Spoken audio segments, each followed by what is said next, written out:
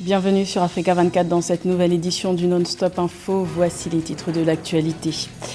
Un pas de plus vers la bonne gouvernance en République du Congo. Un signal fort a été donné dans la lutte contre la corruption par la réforme du système judiciaire. 9 magistrats ont été démis de leurs fonctions pour manquement à leurs devoirs.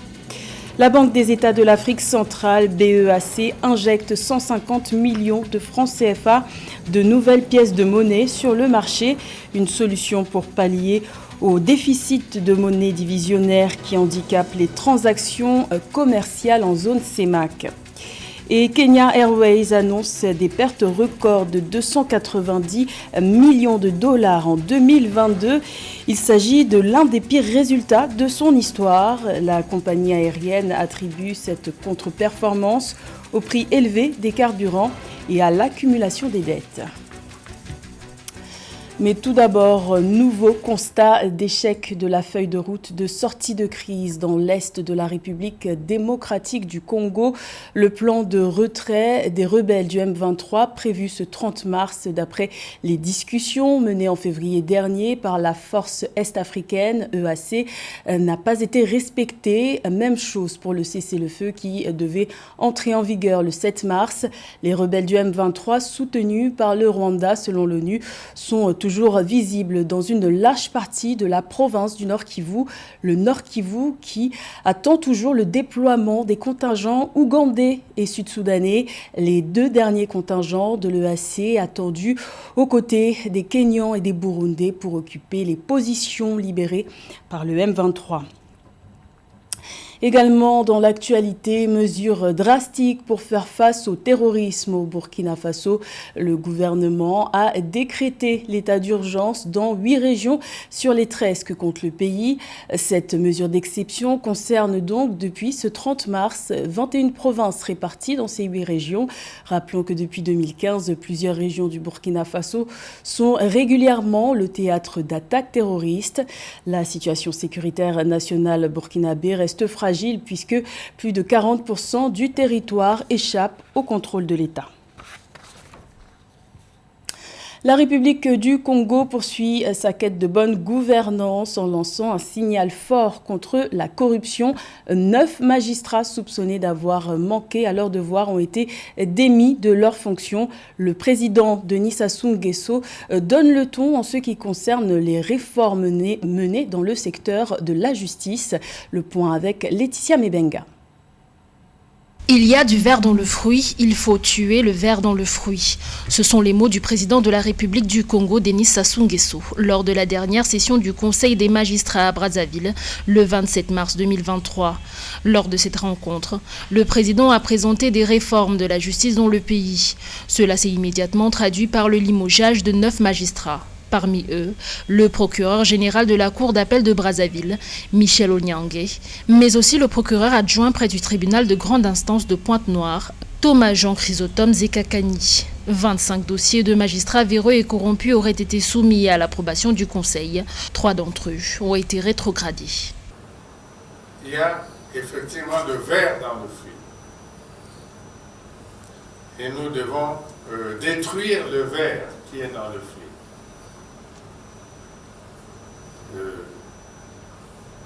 C'est la vraie décision. Détruire le ver qui est dans le fruit. À travers cette décision, le président Denis Sassou Nguesso souligne la nécessité de renforcer la lutte contre la corruption et plusieurs autres mots comme le manquement grave aux devoirs, les détournements de fonds ou encore la criminalité juvénile. Au cours de ce conseil, pris les décisions qu'il fallait. Et aussi pour marquer comme un point de départ, puisque lors de notre rapport sur l'état de la nation devant le Parlement réuni en congrès, nous avons dit qu'il y avait de l'ordre à mettre dans le secteur de la justice dans notre pays. En République du Congo, les détournements financiers étaient chiffrés à plus de 7 milliards de dollars en 2020. En 2022, l'indice de perception de la corruption dans le secteur public était de 79 points. Une enquête du PNUD révèle que parmi les secteurs les plus touchés par ce fléau, il y a la douane qui représente 37%, les marchés publics touchés à 30% et le système judiciaire qui représente près de 30%. La pénurie de pièces de monnaie complique les transactions commerciales au sein de la communauté économique et monétaire de l'Afrique centrale. La sous-région est en crise de monnaie malgré l'augmentation de 12% de la masse monétaire en 2021. Pour pallier ce déficit, la Banque des États de l'Afrique centrale, BEAC, a donc décidé d'injecter 150 millions de francs CFA en pièces de monnaie. Un sujet de Nathalie Moe. La Banque des États de l'Afrique centrale, BEAC, a annoncé que 150 millions de francs CFA en pièces de monnaie seront mis en circulation sur le marché sous-régional. Dans une conférence de presse le 27 mars 2023, le gouverneur de l'institution d'émission de l'Afrique centrale, Abbas Mahamat Toli, a indiqué que cette mesure vise à pallier la pénurie de ces signes monétaires et faciliter les transactions commerciales au sein du bloc communautaire. L'injection de la monnaie métallique ou de la monnaie divisionnaire dans l'économie peut fluidifier les échanges commerciaux en ce sens que on va assister véritablement à une augmentation de la vitesse de dénouement des transactions. Le 15 mars 2023, le comité ministériel de l'Union monétaire de l'Afrique centrale a autorisé la mise en circulation d'une nouvelle gamme de pièces de monnaie de valeur allant de 1 franc CFA à 500 francs CFA, avec pour grande innovation la création d'une pièce de 250 francs CFA. L'institution financière veut ainsi modifier la matière première qui sert à la fabrication de ces signes monétaires prisés par des réseaux illégaux d'exportation de pièces d'argent.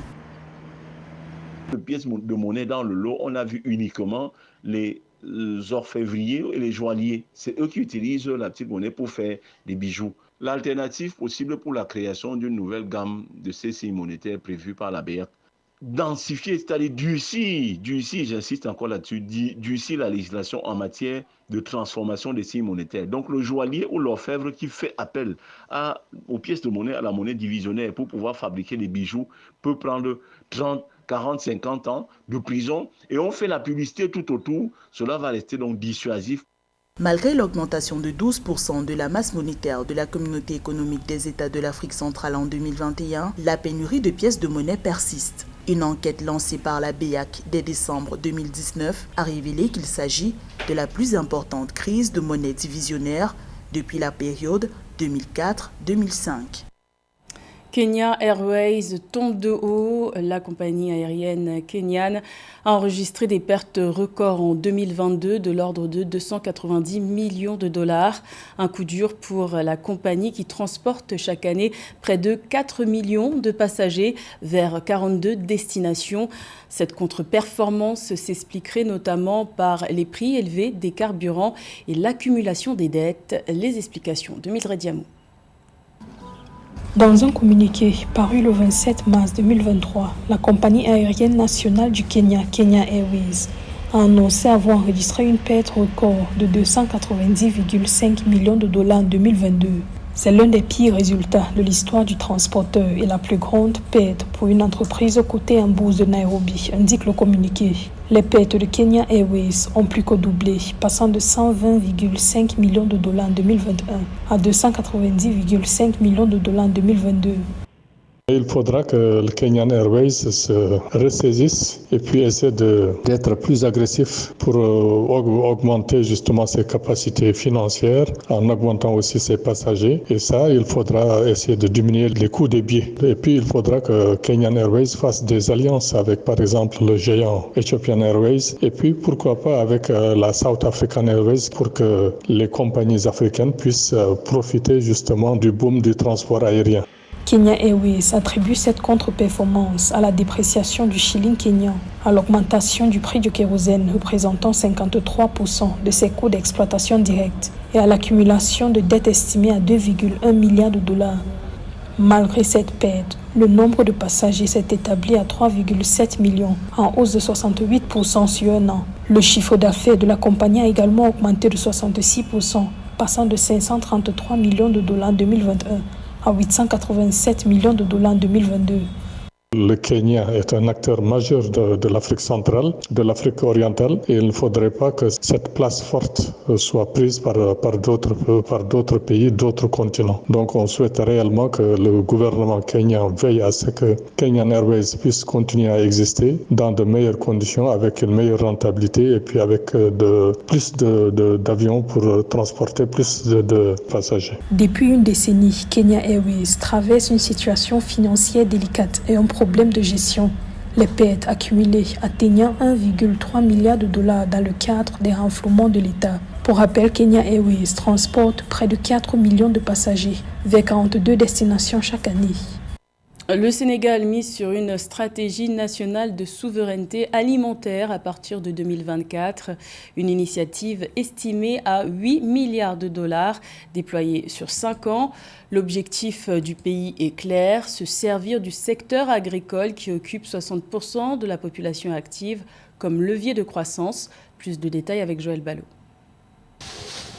Au Sénégal, le secteur agricole contribue à hauteur de 15,3% au PIB et occupe plus de 60% de la population active. À l'aube des 63 ans d'indépendance du Sénégal, le gouvernement a mis en place une nouvelle feuille de route pour atteindre la souveraineté alimentaire à l'horizon 2029, avec pour objectif d'étendre les zones cultivées et d'augmenter la production agricole et horticole. La stratégie nationale de souveraineté alimentaire sera financée à plus de 8 milliards de dollars, couvrant la période 2024-2029. Au ministre en charge de l'agriculture à prendre des dispositions nécessaires pour associer les organisations faîtières des secteurs de l'agriculture, des pêches et de l'élevage dans la mise en œuvre de la stratégie nationale de souveraineté alimentaire afin d'approvisionner le marché local et contribuer à la sécurité alimentaire des populations. Le Sénégal a bénéficié en 2022 de plusieurs millions de dollars, notamment de la BAD et du FIDA, pour favoriser la croissance économique du pays à l'horizon 2035 à travers le développement du potentiel agricole, de l'élevage et de la pêche. Dans le secteur industriel, la nouvelle stratégie prévoit l'atteinte de l'autosuffisance en riz, le développement de centres de transformation industrielle et artisanale des produits de la pêche. Notre gouvernement a fait de l'agriculture un des secteurs moteurs de la relance économique et sociale afin d'atteindre dans les meilleurs délais notre souveraineté alimentaire. Et à ce propos, que le secteur agro-silvo-pastoral et halieutique a élaboré et finalisé la stratégie nationale de souveraineté alimentaire visant à intensifier les chaînes de valeur des productions végétales, animales et halieutiques prioritaires pour assurer localement la disponibilité et l'accessibilité des populations sénégalaises à une alimentation suffisante de qualité. L'ambition de la stratégie est d'augmenter le volume de la production agricole, renforcer l'autosuffisance alimentaire tout en créant des emplois et des revenus pour les femmes et les jeunes. En 2022, plus de 880 000 personnes, selon l'Organisation pour l'alimentation et l'agriculture FAO, avaient besoin d'une aide alimentaire au Sénégal. Nouvelle distinction prestigieuse pour la chanteuse Angélique Kidjo, la béninoise et lauréate du prix Polar Musique 2023. Elle devient ainsi la 3e lauréate africaine de cette récompense considérée comme l'une des plus importantes du monde de la musique. Un trophée de plus dans son palmarès déjà bien garni. Un sujet de Nathalie Mo. C'est la plus prestigieuse des récompenses de la musique qui a été décernée à la chanteuse béninoise Angélique Kidjo le 28 mars 2023. L'artiste, qui se définit comme une femme engagée dans les initiatives pour la paix, a reçu le prix Polar Music 2023. Cette distinction représente la reconnaissance de l'excellence d'Angélique Kidjo dans le monde de la musique internationale. La première musique que j'ai entendue était de la musique traditionnelle. Mon père m'a dit que j'avais commencé à chanter avant de parler. La musique traditionnelle a toujours été ma boussole. Surnommée la première diva africaine par le magazine American Time, Angélique Kidjo totalise 31 années d'une carrière marquée par l'amour pour la musique héritée de son père. Décrite comme l'une des meilleures interprètes-compositrices de la musique internationale par le jury du prix Polar Music 2023, la chanteuse a fait ses classes par sa double prestation au Nobel Peace Prize Concert de 1996 et 2002. En novembre 2003, Angélique Kidjo chante au Cap en Afrique du Sud avec Peter Gabriel et Youssou N'Dour au grand concert pour la fondation de Nelson Mandela. Plus tard en 2005, elle participe au concert Africa Live de Dakar contre le paludisme devant 50 000 personnes. Vocaliste, elle a également collaboré avec l'orchestre Philharmonique du Luxembourg sur son album Sings en 2015.